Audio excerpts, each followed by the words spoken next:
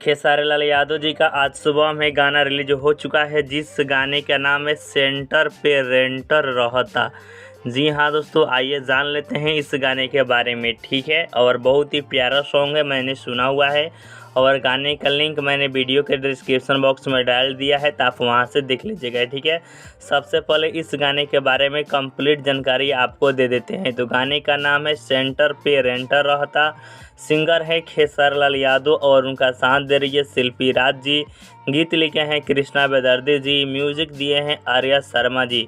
जो एक्ट्रेस है खेसारी लाल यादव जी के अपोजिट उनका नाम है सपना चौहान जी, जैसे आप देख पा रहे होंगे। ठीक है, और इस गाने को आज सुबह में रिलीज कर दिया गया है। कहाँ पर रिलीज हुआ है? तो यह गाना रिलीज हुआ है speeds record Bhojpuri YouTube channel पर रिलीज हो चुका है। गाने का लिंक वीडियो के डिस्क्रिप्शन बॉक्स में है, जाइए सुनिए, फुल एंजॉय कीजिए। मिलते हैं नेक्स्ट वीडियो में, तब तक के लिए थैंक यू, मस्ट वेलकम।